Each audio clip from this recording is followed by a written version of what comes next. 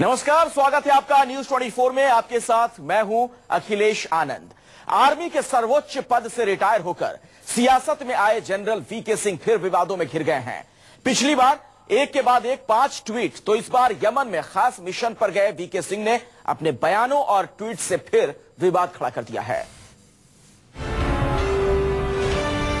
विदेश राज्य मंत्री हैं वीके सिंह, उनके विवादित बोल एक बार फिर से सामने आए हैं। एक ही दिन में वीके सिंह ने 3 विवादित बयान दिए हैं। मीडिया में विवादित बयान देने की खबर चलने के बाद तो वीके सिंह ने मीडिया के लिए अपशब्द कहे ही। वीके सिंह ने आज 3 विवादित बयान दिए। वीके सिंह का पहला विवादित बयान यमन के शहर जिबूती से आया। एक प्रेस कॉन्फ्रेंस को संबोधित करते हुए वीके सिंह ने यह कह दिया कि यमन का अभियान पाकिस्तानी दूतावास में जाने से कम रोमांचक था। मीडिया ने वीके सिंह के इस विवादित बयान को दिखाया तो वीके सिंह मीडिया पर ही भड़क गए।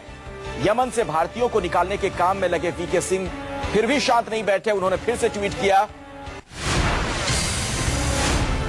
और उन्होंने कहा कि दोस्तों, आप प्रोस्टिट्यूट से और क्या उम्मीद कर सकते हैं। वीके सिंह के इन आरोपों की निंदा हो रही थी कि वीके सिंह यमन से आए भारतीयों से बातचीत करते सुने गए। वीके सिंह की बातचीत के कुछ अंश बहुत ही विवादित हैं। मुसीबत में फंसे भारतीयों को भरोसे और सहानुभूति का मरहम लगाने की बजाय यहां वीके सिंह सियासत की कड़वी डोज देते नजर आए। वीके सिंह ने भारतीयों से कहा, अगर वो अम्मा यानी जयललिता को वोट देंगे तो यूं ही फंसे रहेंगे।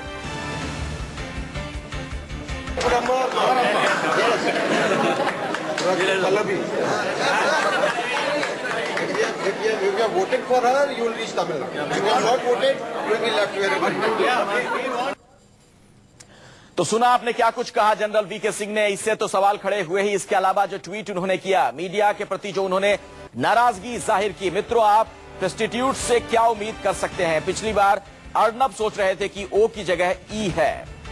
अर्नब गोस्वामी जो कि टाइम्स नाउ के एडिटर हैं, उन्हें संबोधित एक लिहाज से उन्होंने किया है जनरल वीके सिंह ने। सवाल यही कि आखिर इतनी नाराजगी क्यों, ये खींच क्यों। आपको याद होगा किस तरीके से जब वो पाकिस्तानी हाई कमीशन गए थे पाकिस्तान दिवस के मौके पर, उस दौरान विवादों से घिरे थे।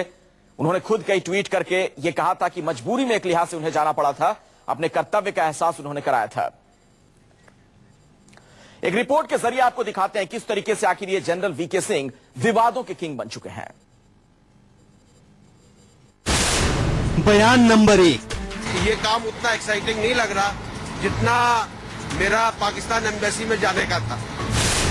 बयान नंबर 2, दोस्तों, आप प्रोस्टिट्यूट से और क्या उम्मीद कर सकते हैं। बयान नंबर 3,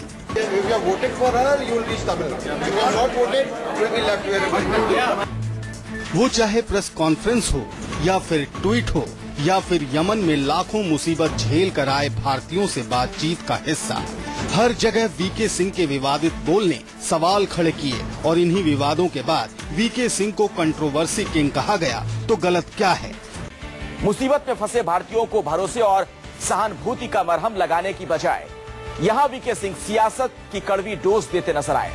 वीके सिंह ने भारतीयों से कहा, अगर वो अम्मा यानी जयललिता को वोट देंगे तो यूं ही फंसे रहेंगे।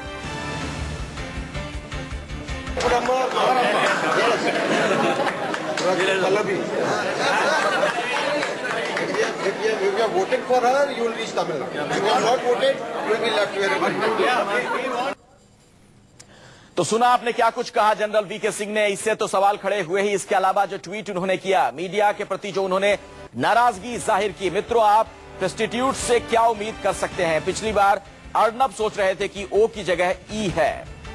अर्नब गोस्वामी जो कि टाइम्स नाउ के एडिटर हैं, उन्हें संबोधित एक लिहाज से उन्होंने किया है जनरल वीके सिंह ने। सवाल यही कि आखिर इतनी नाराजगी क्यों, ये खींच क्यों।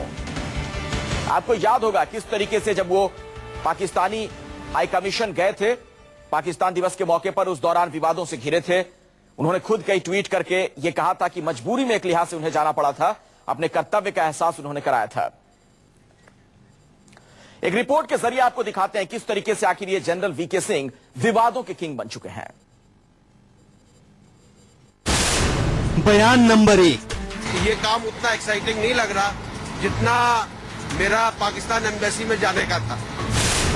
बयान नंबर 2, दोस्तों, आप प्रेस्टिट्यूट से और क्या उम्मीद कर सकते हैं? बयान number 3। If you have voted for her, you will reach Tamil Nadu. If you have not voted, you will be left where. वो चाहे प्रेस कॉन्फ्रेंस हो या फिर ट्वीट हो या फिर यमन में लाखों मुसीबत झेल कर आए भारतीयों से बातचीत का हिस्सा।